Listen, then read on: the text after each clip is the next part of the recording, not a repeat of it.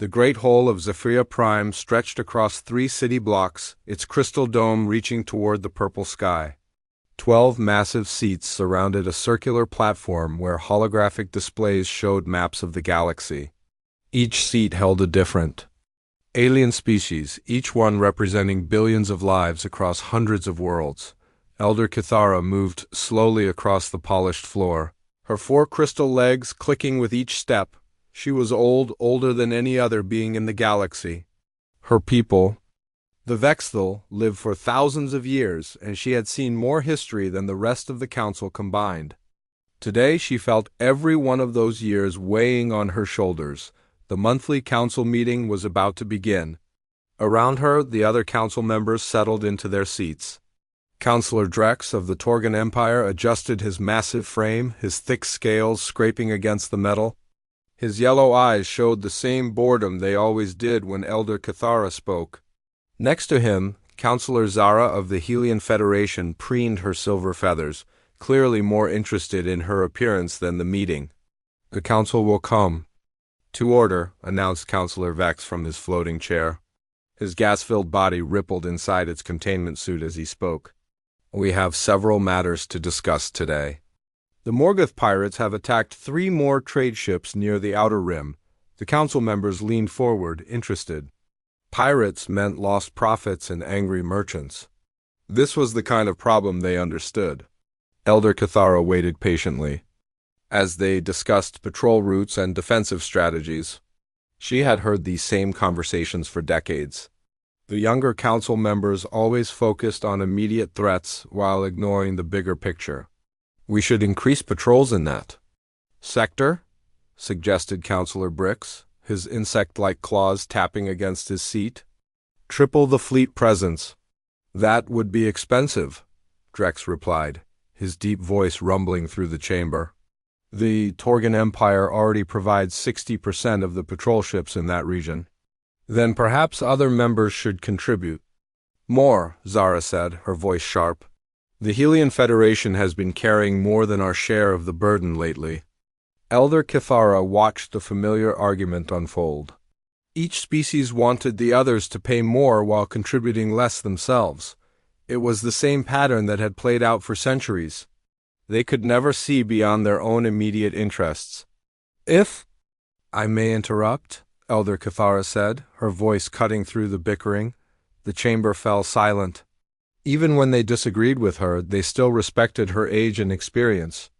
"I believe we have a more serious matter to discuss." "Here we go again," Drex muttered under his breath, but loud enough for everyone to hear. Several council members chuckled. Elder Kithara ignored the disrespect. She had grown used to it over the years. "I want to discuss the humans." The laughter died immediately. Councillor Vex's body rippled with what might have been annoyance. "Elder Kithara, we have been through this many times. The humans are a primitive species. They have barely achieved interstellar travel. They pose no threat to our established order." "That is exactly what I am trying to warn you about," Elder Kithara replied. She moved to the center of the chamber, her crystal form catching the light from the dome above. "You see only their current limitations. You do not see what they could become." "What could they become?" Drex asked, his tone mocking. "They fight each other constantly. They destroy their own planet. They have no unity, no discipline. They are exactly like 100 other species we have encountered." Elder Kithara activated the holographic display. Images of Earth appeared in the air above them. The blue and green planet looked peaceful from space, but she knew better. She had been studying humanity for longer than any of them had been alive. "Look at their history," she said, changing the display to show ancient battles. "They have fought wars for thousands of years, but notice something interesting. They never completely destroy each other. They always find a way to survive." The images showed human armies clashing across different time periods. Ancient warriors with bronze weapons gave way to medieval knights, then to soldiers with gunpowder weapons, and finally to modern military forces. "So they are good at war," Zara said dismissively. "Many species are warlike. The Torgan Empire conquered half their galaxy before joining our council. But we conquered with superior technology and numbers, Drex added. We followed logical strategies. Humans do not fight logically, they fight emotionally. Exactly, Elder Cathara said, her eyes glowing brighter. That is what makes them dangerous. They do not give up when logic says they should. They do not surrender when the odds are against them. She changed the display again, showing more recent human conflicts. Look at this battle. The humans called it the Battle of Thermopylae. 300 warriors held off an army of thousands. They all died, but they delayed the enemy long enough for their allies to prepare. A meaningless sacrifice. Counselor Brix clicked his claws impatiently. They lost. Did they? Elder Cathara asked. Their sacrifice inspired others. It became a story that humans still tell thousands of years later. It gave them strength in future battles. She showed them more examples. Humans defending impossible positions, making sacrificial charges against overwhelming odds, finding victory when defeat seemed certain. Each time the pattern was the same. When logic said to surrender, humans found a way to keep fighting. They have something we have lost, Elder Cathara continued. They have the fire of endless ambition. They refuse to accept that anything is impossible. You give them too much credit, Drex said, standing up from his seat.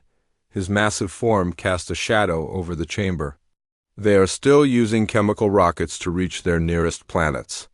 We have had faster-than-light travel for millennia. They are children playing with toys. Children grow up, Elder Cathara replied quietly. And when they do, they remember who helped them and who stood in their way. Are you suggesting we should fear them? Counselor Vex asked, his gas-filled body rippling with what might have been amusement. A species that cannot even travel between star systems without months of preparation? I am suggesting we should respect them, Elder Cathara said. I am suggesting we should approach them as equals, not as subjects to be conquered. The chamber erupted in laughter. Even the usually serious Counselor Mora of the Aquatic Collective made bubbling sounds that passed for laughter among her people. Equals? Drex's voice boomed across the chamber. Elder Cathara, with all due respect, I think your age is beginning to show humans are barely above the level of animals. They pollute their own world, they wage wars over resources they could easily share, and they have no unified government.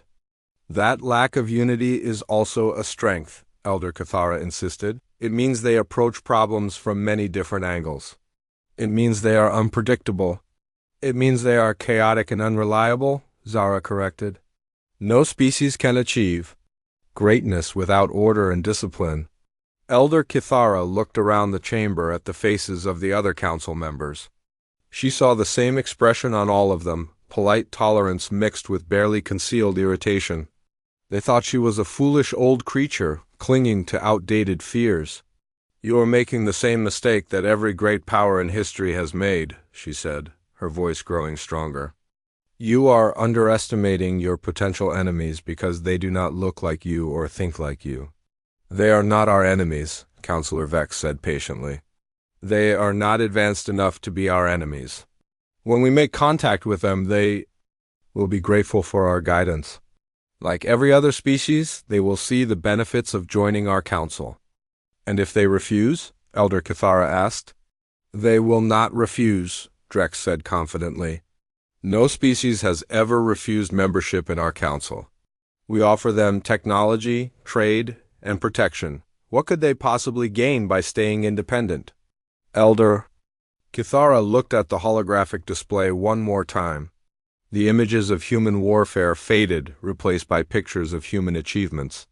She showed them human art, human music, human exploration of their own world. She showed them humans helping each other during disasters, humans working together to solve problems, humans reaching toward the stars with primitive but determined technology. They could gain their freedom, she said softly. They could gain the right to choose their own path. Freedom to make mistakes, Zara replied. Freedom to waste their potential.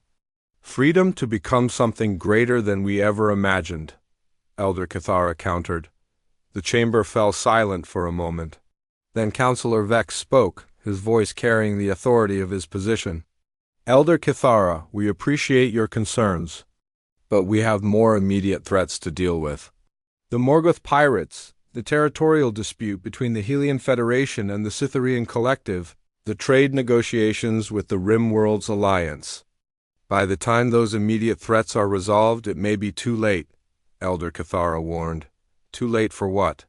Drex demanded. You speak as if the humans are planning to attack us. They do not even know we exist.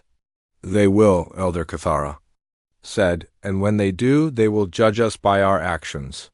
They will decide whether we are friends or enemies based on how we treat them. Then we will treat them fairly, Counselor Vex said, as we treat all new species. We will offer them membership in our council, access to our technology, and protection under our laws. 3 years had passed since Elder Kithra's warnings in the council chamber. The Galactic Council had dealt with the Morgoth pirates, settled the territorial disputes, and maintained their peaceful order across the galaxy. Life continued as it always had, with the established powers controlling trade, technology, and politics. Then the humans arrived. The first signs appeared on the monitoring stations at the edge of council space. A small vessel, primitive by galactic standards, emerged from hyperspace near the neutral zone. It moved slowly, broadcasting signals on multiple frequencies. The message was simple and repeated in several Earth languages. This is the UES Horizon, representing the planet Earth and humanity.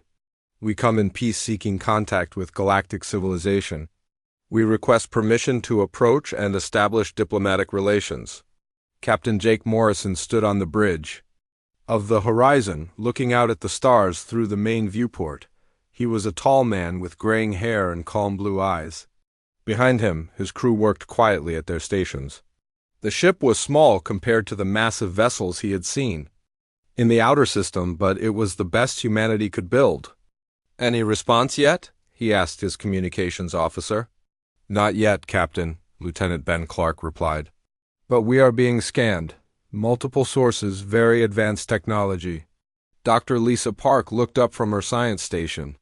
She was a young woman with short brown hair and bright green eyes.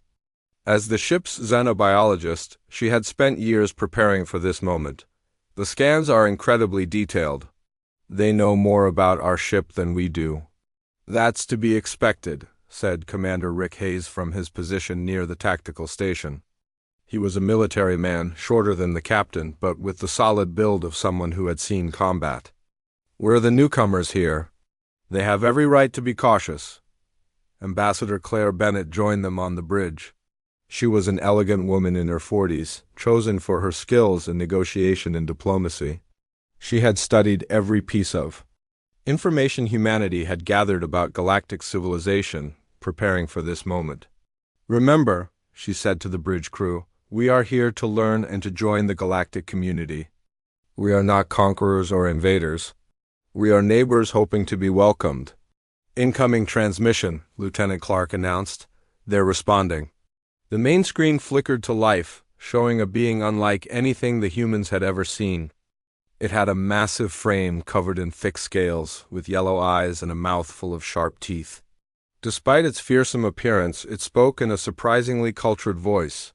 Human vessel, I am Counselor Drex of the Torgan Empire, speaking for the Galactic Council. You are granted permission to approach Concordia 7 space station for preliminary discussions.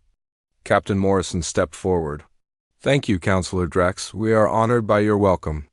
Do not mistake procedure for welcome, Drex replied, his tone becoming colder. You will follow the designated flight path exactly. Any deviation will be considered an act of aggression. The transmission ended, leaving the bridge in silence. Commander Hayes was the first to speak. Friendly bunch. They're being cautious, Ambassador Bennett said. We would do the same if unknown aliens appeared in our solar system. Dr. Park was studying the readings from their encounter. Did you notice how advanced their scanning technology was? They knew our ship's composition, our crew size, even our biological signatures. We're dealing with a civilization far more advanced than ours. Which is why we need to be careful, Commander Hayes said. Advanced doesn't always mean peaceful. 2 days later, the Horizon docked at Concordia 7. The space station was enormous, larger than any structure humanity had ever built. It housed representatives from dozens of species, all part of the galactic community the humans hoped to join. The first formal meeting took place in a grand chamber decorated with symbols from across the galaxy. The human delegation was small: Ambassador Bennett, Dr. Park, and Commander Hayes. They were vastly outnumbered by the alien representatives, who had come to observe humanity's first diplomatic contact. Counselor Drex dominated the room with his massive presence. Next to him sat other council members, each one representing a different species. The humans recognized some of them from their intelligence briefings, but seeing them in person was still overwhelming. "Welcome to Concordia 7, Drex began, his voice echoing through the chamber. "We are here to evaluate your species for possible membership in our galactic community." Ambassador Bennett stood to respond. "We are grateful for this opportunity. Humanity has long dreamed of joining the community of galactic civilizations." "Dreams are pleasant," said Counselor Zara of the Helian Federation, her silver feathers rustling as she spoke. "But reality requires structure and order. Tell us about your world, your government, your capabilities." Dr. Park activated a holographic display showing Earth and its solar system. "Earth is our home world, orbiting a medium-sized star. Our population is approximately 8 billion humans. We have one unified government representing all nations and peoples." This was not entirely true. Earth's government was more of a loose alliance than a true unity, but the humans had agreed to present a simplified version for these initial meetings. "Your technology appears primitive," observed Counselor Brix, his insect-like features showing what might have been disdain. "How long did it take you to reach this station?" "Approximately 6 months, Commander Hayes replied honestly. Several of the alien delegates made sounds that might have been laughter. 6 months, Drex repeated. "We can travel the same distance in 6 hours?" "We understand we have much to learn," Ambassador Bennett said diplomatically. "That is why we seek membership in your council. We hope to benefit from your advanced knowledge and technology." "And what would you offer in return?" asked Counselor Vex, his gas-filled body rippling inside its containment suit. The humans had prepared for this question. "Earth has abundant natural resources. We have skilled workers and scientists. We have a strong desire to contribute to galactic civilization." "Resources," Drex mused. "Yes, we have uses for resources and workers, of course. Every civilization needs workers." There was something in his tone that made Commander Hayes uneasy, but Ambassador Bennett continued the negotiations smoothly. "We would be honored to contribute to the galactic community in whatever way we can." "Excellent," Drex said, his scaled features showing what might have been pleasure. "Then let us discuss the terms of your probationary membership." The terms were presented as a standard contract for new species. Humanity would be granted limited membership in the galactic community, with access to basic technologies and trade opportunities. In return, they would provide resources and labor to more established member species. "The probationary period typically lasts 50 of your years," Counselor Zara explained. "During this time, you will demonstrate your ability to contribute to galactic civilization. Your species will be restricted to your current solar system and 3 adjacent systems." "Restricted how?" Dr. Park asked. "You will not be permitted to expand beyond those boundaries without council approval," Drex replied. "You will not be permitted to develop certain technologies without council oversight. And you will not be permitted to make contact with non-council species." Commander Hayes felt his jaw tighten. These weren't the terms of membership. They were the terms of servitude. But Ambassador Bennett maintained her diplomatic composure. "We understand the need for restrictions during a probationary period," she said. "What technologies would be available to us?" "Basic improvements to your current systems," Counselor Vex replied. "Faster engines, better communication systems, more efficient power generation. Nothing too advanced, of course. Such technologies must be earned through demonstrated loyalty." "And after the probationary period?" Ambassador Bennett asked. If your species proves worthy, you may be granted full membership, Drex said, with all the rights and responsibilities that entails. The humans spent the next several hours reviewing the proposed agreement. The terms were even worse than they had initially appeared. Humanity would essentially become a client state, providing resources and labor while receiving only basic technological improvements in return. During a break in the negotiations, Dr. Park made detailed observations of the alien representatives. Her scientific training allowed her to notice things others might miss. The way they moved, their reaction times, their apparent physical capabilities. She filed away every detail for later analysis. Commander Hayes used the time to study the station's layout and security measures. His military background made him naturally observant of defensive positions and potential weaknesses. What he saw both impressed and concerned him. "They're very confident," he whispered to Dr. Park during one quiet moment. "Maybe too confident. What do you mean?" she asked. "Look at their security. It's designed to impress visitors, not to actually defend against attack. They're so sure of their superiority that they've forgotten to be careful." Ambassador Bennett rejoined the negotiations with a smile that didn't reach her eyes. "We have reviewed your proposal carefully," she announced. "While we have some concerns about the restrictions, we understand that trust must be earned. Humanity accepts the terms of probationary membership."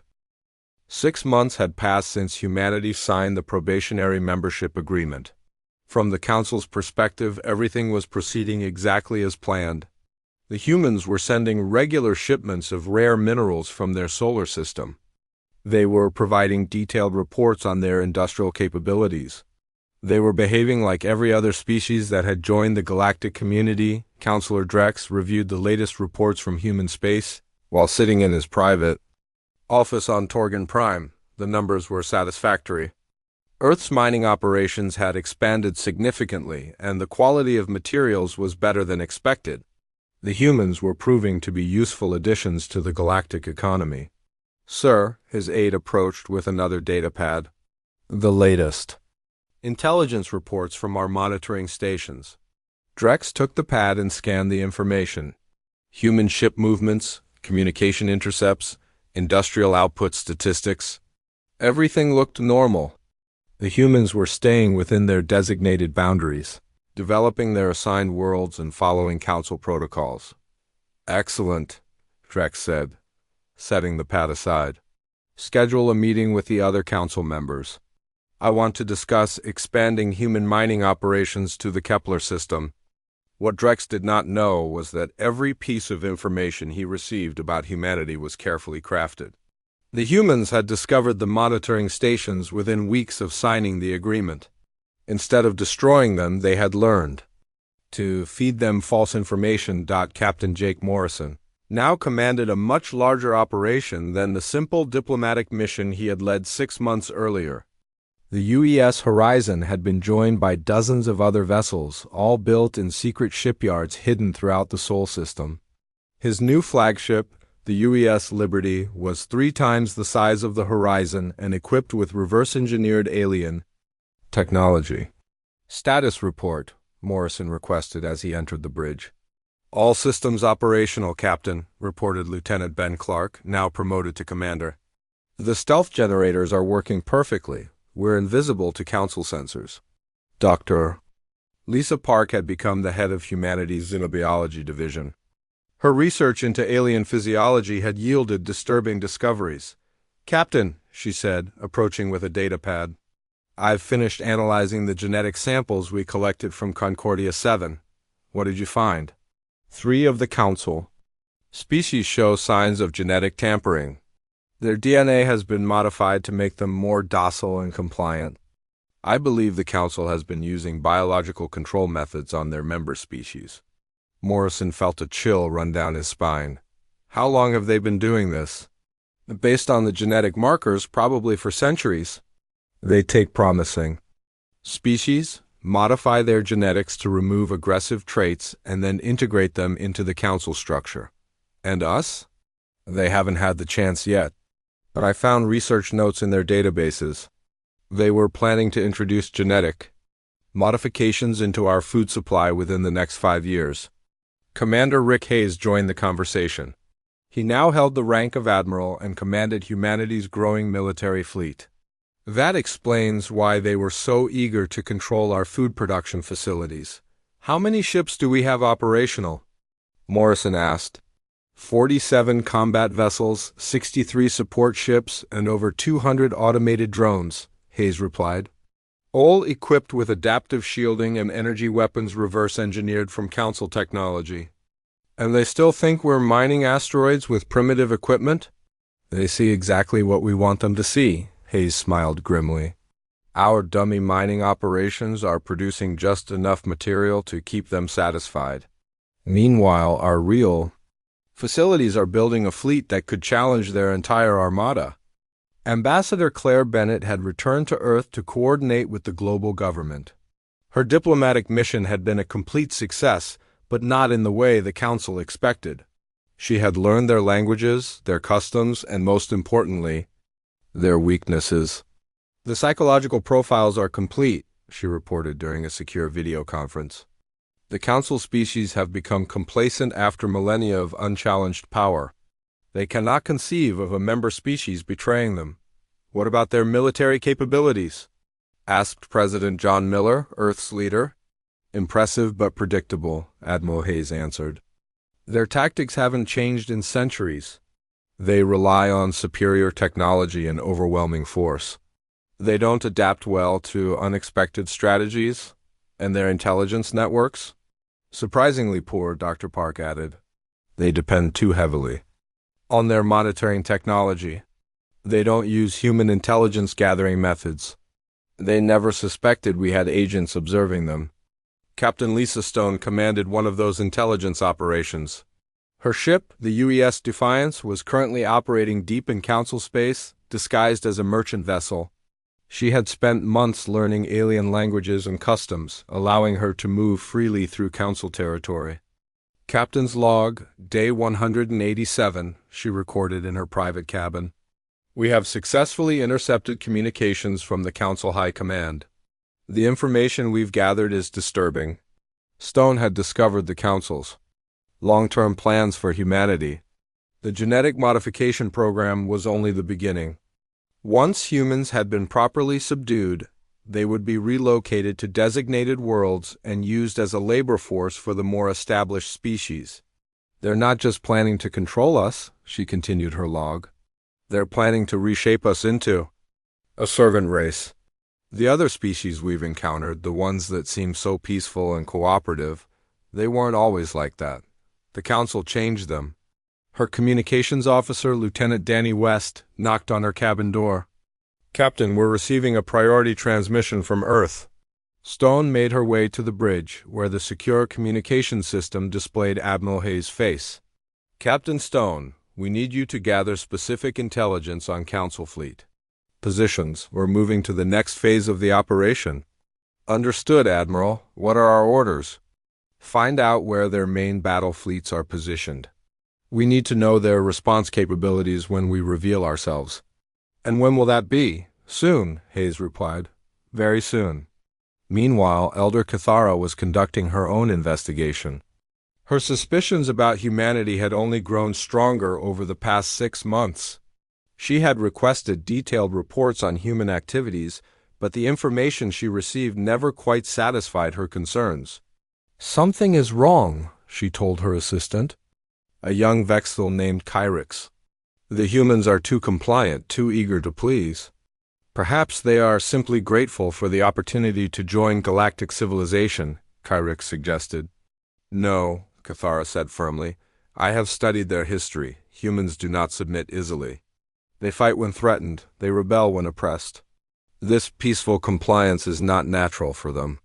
She activated her personal communication system and sent a message to her contacts throughout the galaxy.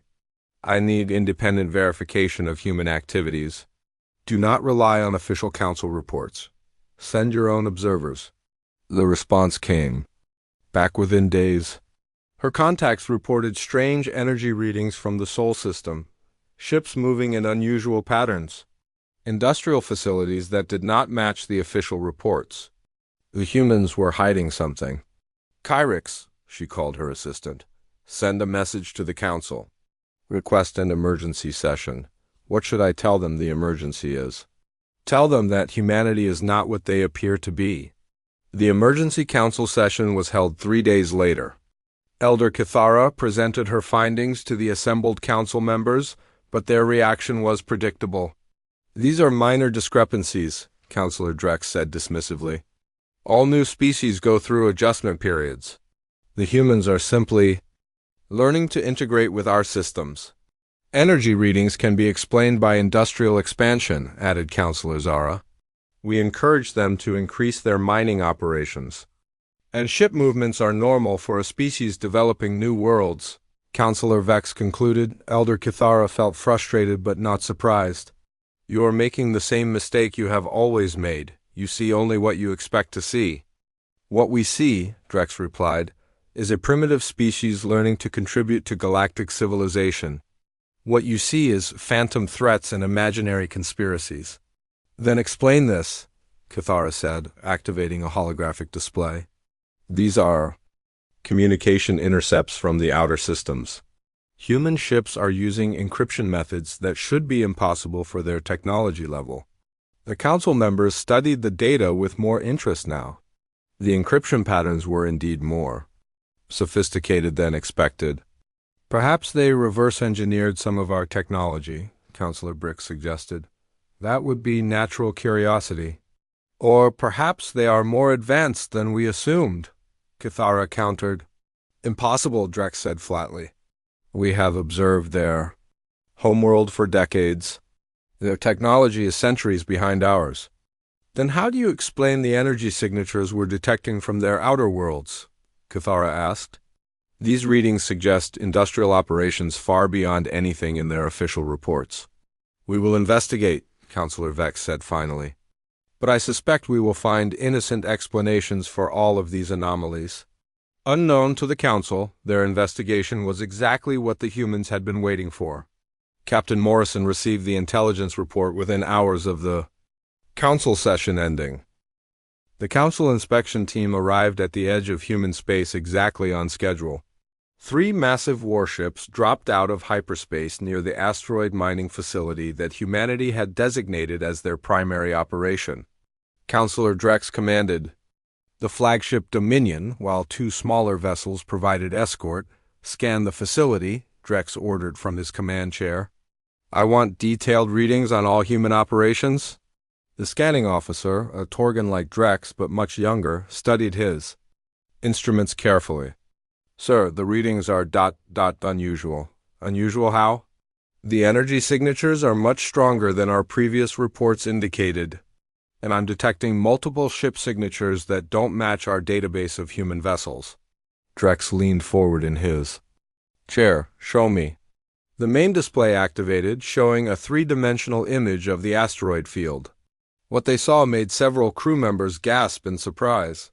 Instead of the primitive mining operation they expected, they found a sophisticated military installation hidden inside the largest asteroid? That's impossible, Drex muttered. Humans don't have this kind of technology. Sir, the communications officer interrupted, we're receiving a transmission from the human facility. Put it through. The image of Captain Jake Morrison appeared on the screen. But this was not the humble diplomat who had visited Concordia 6 months earlier.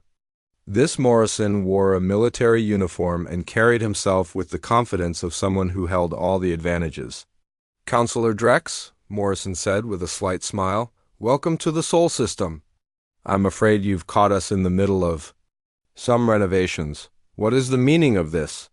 Drex demanded. This facility was not in your reports. These ships are not registered with the Council. You're absolutely right, Morrison replied. We've been less than honest with you. But then, you've been less than honest with us as well. Before Drex could respond, his tactical officer shouted a warning.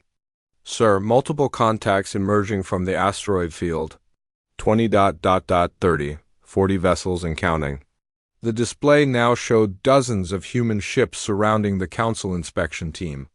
These were not the primitive vessels the Council had expected. They were sleek, advanced warships that radiated power and menace.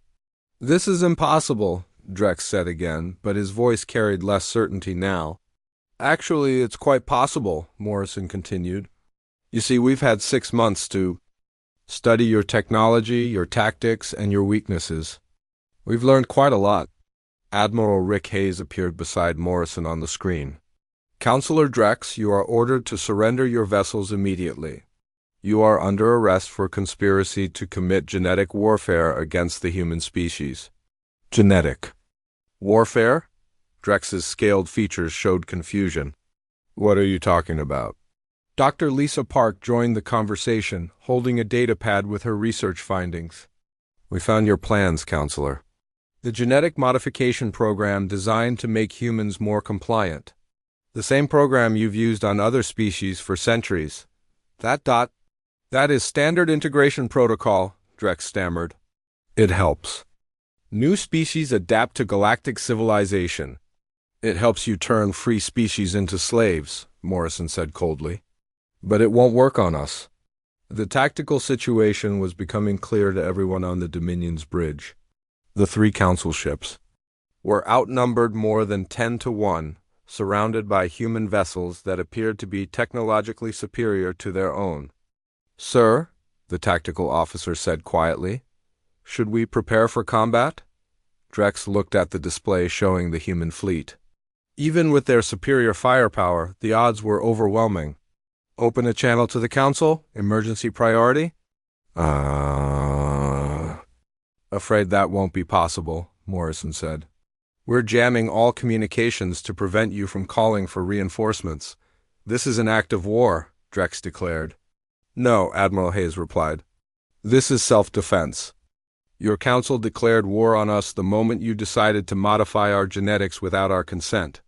Meanwhile, at Concordia 7, the monthly council session had begun without any knowledge of the crisis developing in human space. The council members discussed routine matters while their inspection team fought for survival light years away. Elder Kithara sat in her usual place, but her attention was not on the proceedings. She had been monitoring communications from the outer systems, and the sudden silence from the inspection team worried her greatly. "Has anyone heard from Counselor Drex's mission?" she asked during a break in the discussions. "They are probably still traveling," Counselor Zara replied. "The human system is quite distant." "They should have arrived by now," Kithara insisted, "and they should have reported their findings." "Perhaps they found something that requires detailed investigation," Counselor Vex suggested. "Drex is thorough in his inspections." But Kithara's unease continued to grow.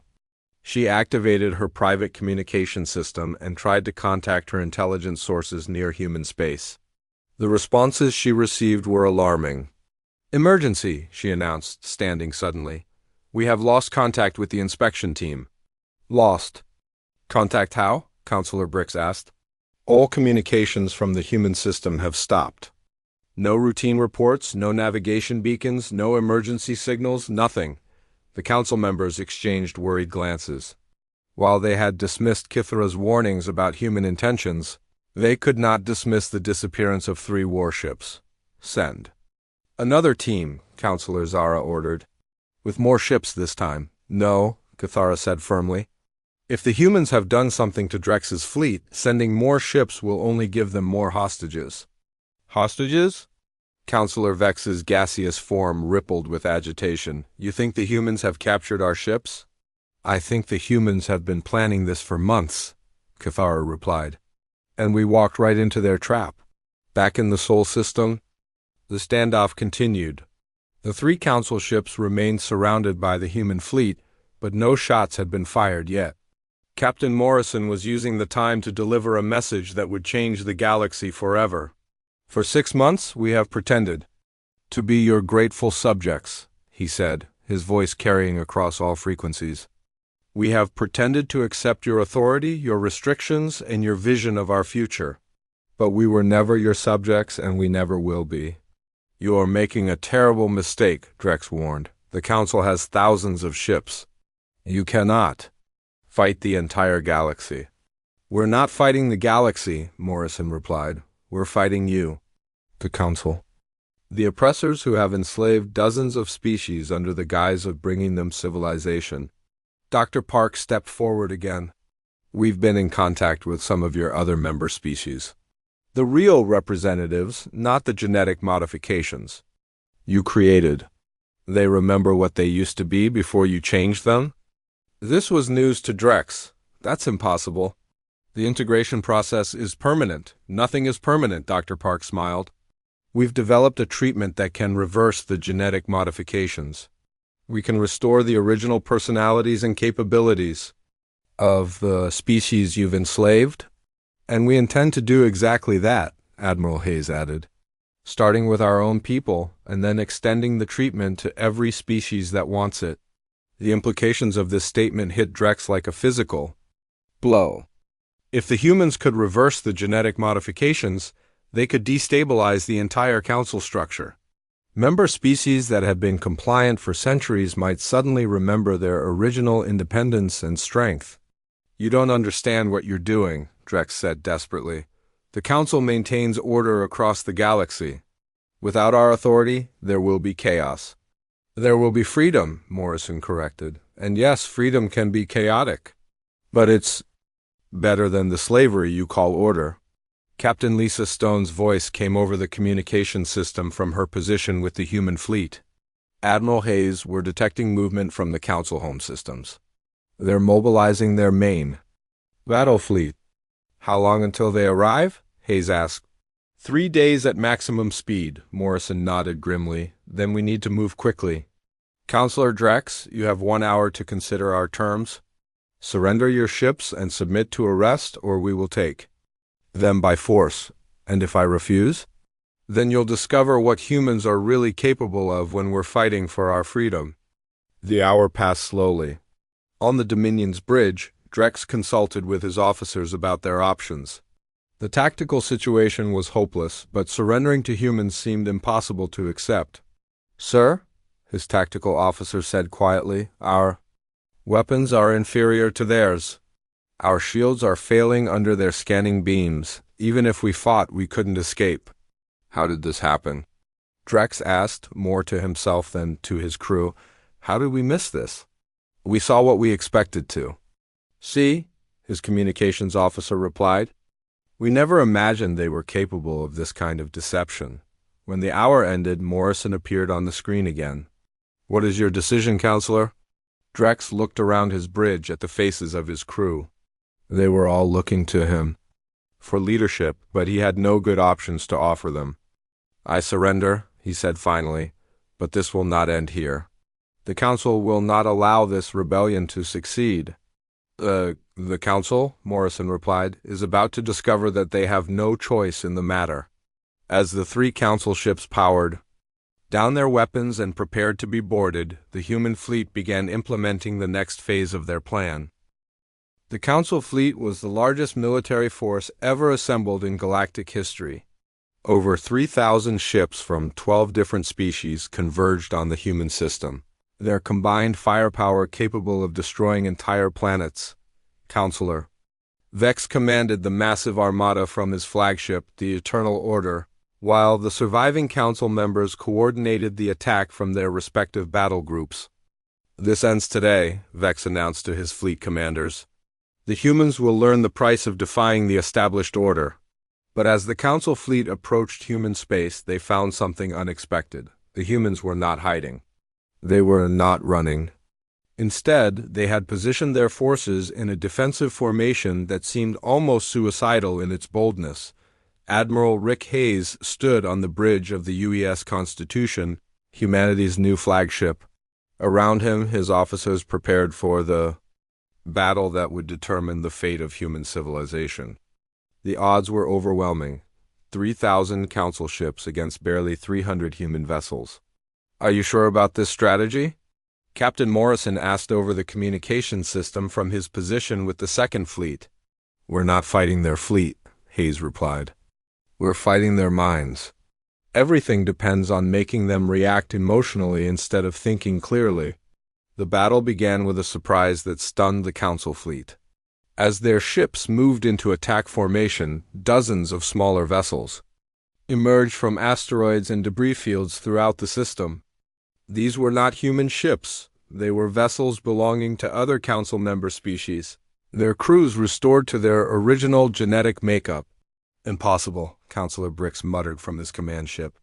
The Aquatic Collective is loyal to the Council. They have been for centuries.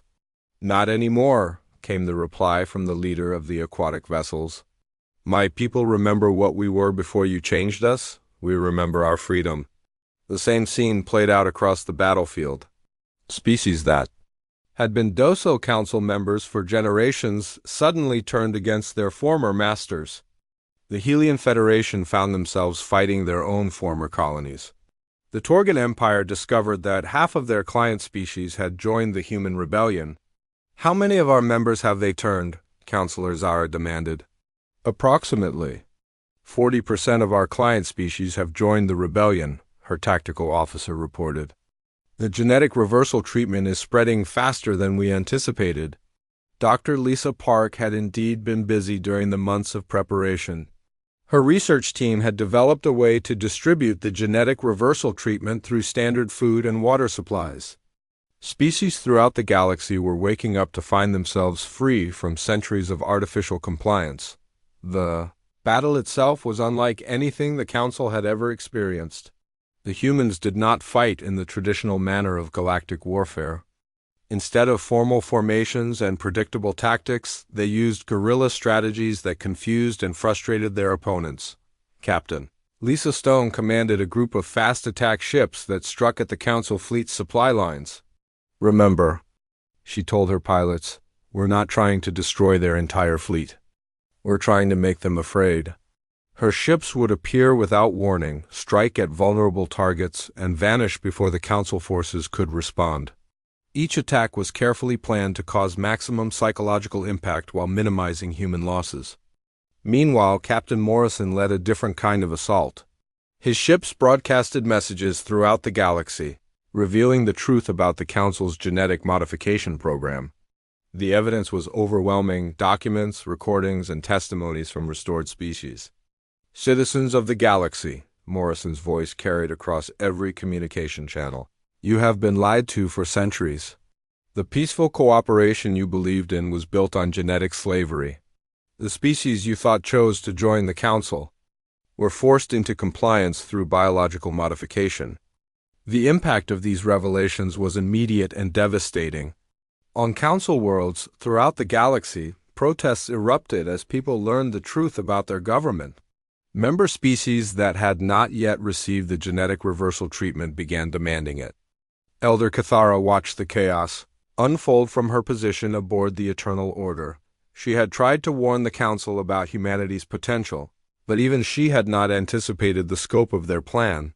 They're not just fighting a war, she realized. They're starting a revolution. The turning point came during the Battle of Kepler Station, a massive space habitat that served as a strategic waypoint for Council forces. Councilor Drex, recently freed from human captivity in a prisoner exchange, led a task force of 500 ships to retake the station. The humans have perhaps 50 ships defending the station, he told his fleet. We will overwhelm them with superior numbers and firepower. But the humans had prepared a surprise that would shock the galaxy. As Drex's fleet approached the station, they discovered that the humans had turned it into a massive weapon. The station's power generators had been modified to create a defensive field that could disable entire fleets. Sir, Drex's tactical officer reported, our ships are losing power. The humans have some kind of energy drain weapon. Impossible, Drex replied. No known technology can affect an entire fleet simultaneously. It's not one weapon, came the voice of Admiral Hayes over the communication system. It's hundreds of smaller devices working together. We call it a network effect. The human ships move through the disabled Council fleet like sharks among helpless fish. But instead of destroying the enemy vessels, they boarded them and captured their crews.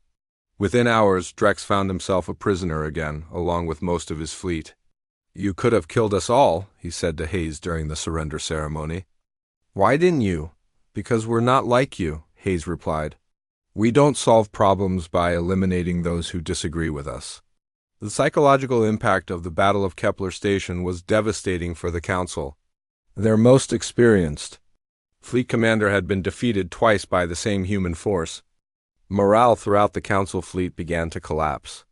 "We need to negotiate," Councillor Zara said during an emergency council meeting. "The humans are too strong, and we're losing more allies every day." "We cannot negotiate with rebels," Councillor Vex insisted. "It would undermine our authority throughout the galaxy." "What authority?" Elder Cathara asked. "Half our member species have joined the rebellion. The other half are demanding explanations for the genetic modification program. We have no authority left to undermine." The end came not with a massive battle, but with a simple message. President John Miller of Earth addressed the galaxy directly, his words carried by every communication system in human space. "Citizens of the galaxy," he began, "the war is over. The Galactic Council has agreed to surrender unconditionally and submit to the authority of the new Galactic Federation." The announcement was premature. The Council had not actually agreed to surrender. But the psychological impact was immediate. Council forces throughout the galaxy began laying down their weapons, believing the war was over. "It's a bluff," Councillor Vex protested. "We never agreed to surrender." "It doesn't matter," Elder Cathara replied. "Our own forces believe we did. The war is over whether we agree or not." The final meeting took place aboard the UES Constitution, with representatives from dozens of species present. The council members who had once ruled the galaxy found themselves sitting as defendants in a war crimes tribunal. "The charges against you are extensive," Ambassador Claire Bennett announced. "Genetic warfare, enslavement of sentient species, conspiracy to commit cultural genocide, and crimes against the peace of the galaxy. What do you intend to do with us?" Councillor Drex asked. "That depends on you," President Miller replied. "Cooperate with the Truth and Reconciliation process, help us undo the damage you've caused, and you'll be treated fairly. Continue to resist, and you'll spend the rest of your lives in prison." The transformation of galactic society took years, but the process began immediately. Dr. Park's genetic reversal treatment was distributed freely to any species that wanted it. Ancient cultures that had been suppressed for centuries began to flourish again. "The most remarkable thing," Dr. Park observed during one of her reports, "is how quickly the restored species adapted to their original nature. It's as if they were just sleeping, waiting to wake up." The new Galactic Federation was structured very differently from the old council. Instead of a hierarchy with dominant species ruling over subjects, it was a true democracy where every species had equal representation. Decisions were made by consensus rather than by force. Elder Cathara found herself in an unexpected position. The humans offered her a role as advisor to the new government, recognizing her wisdom and experience. "Why would you trust me?" she asked President Miller during their first meeting. "I was part of the system that oppressed you." "Because you were the only one who tried to warn them," Miller replied. "You saw the truth when others refused to look. That's exactly the kind of wisdom we need." The galaxy that emerged from the war was chaotic and sometimes difficult, but it was free. Species that had been allies for centuries discovered they had fundamental disagreements when they were no longer genetically programmed to cooperate. Some conflicts were inevitable.